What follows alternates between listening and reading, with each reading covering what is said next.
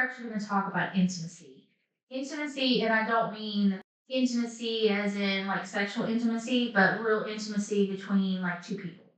From somebody that actually comes from a background of some like sexual trauma and just some things that were very inappropriate that happened to me growing up, I struggled with what is considered like real intimacy between two people. And up until probably about 5 years ago, I dealt with all these trauma bonds for my ex husband and a lot of like abuse things. And I really wasn't sure about intimacy because for a very long time, I thought just the act of like sex was what intimacy and love really was. Fast forward to 5 years, I've been with my now husband since 2021, and I've grown a lot as a person over the last couple of years. And I've also grown and developed new ways of thinking and new ways of thinking and kicking, like, per se, bad thoughts or bad habits. And the one other thing was with my relationship with my husband now is our relationship is not based on a like just a sexual connection, okay? Because you can people can have sex all they want and there's no intimacy within that. It's just the act, right?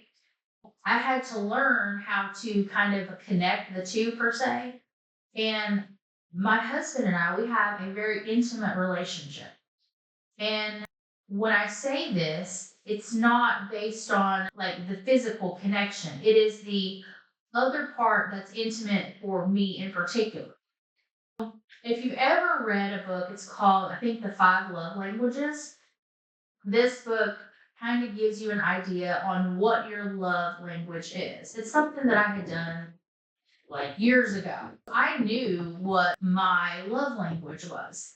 I didn't know what my husband's was, but we figured that out eventually. My husband's is he really loves acts of service, words of affirmation, and physical touch. Those are kind of his love language. Mine are words of affirmation, physical touch, and those are the two that I think I can think of off the top of my head. But they match pretty well overall.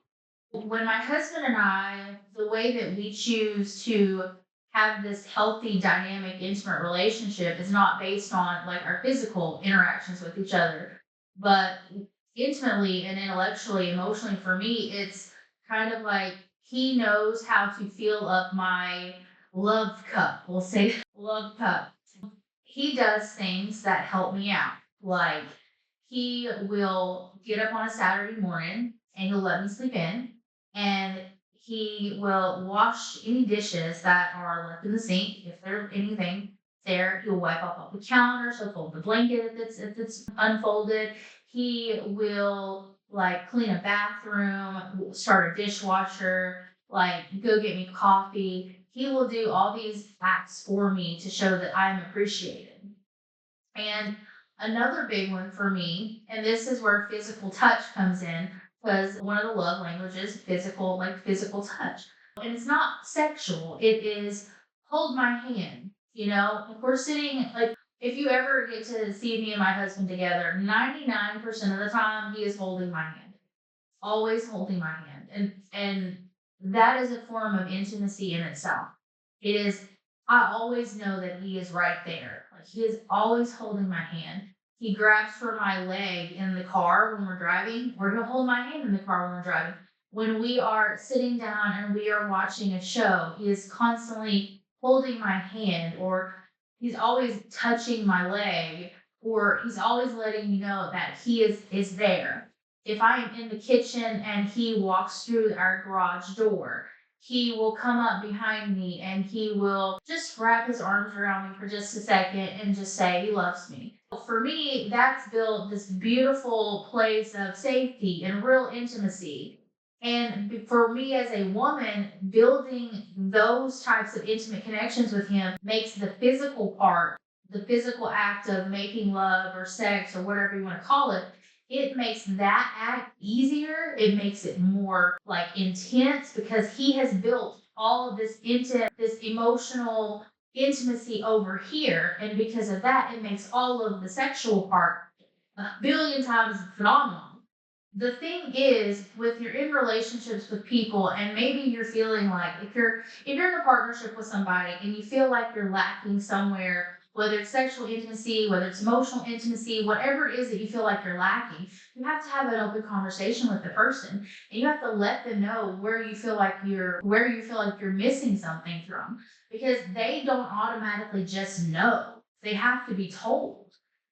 You have to be honest with yourself enough to know where you feel like you're missing something within your relationship with that person, and you have to confront that and address it, because you have to be on the same page when it comes to like emotional intimacy with each other, because we as women, or maybe it's just me, like, I don't thrive in a sexual environment unless everything in my emotional life, my emotional feelings, if all of that is not met, if I'm not feeling good over here, I'm not going to do great over here.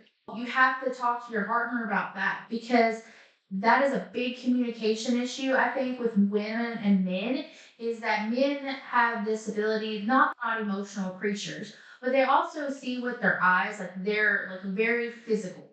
They're very like, I like the way that looks. And women are, oh, I like the way that you make me feel.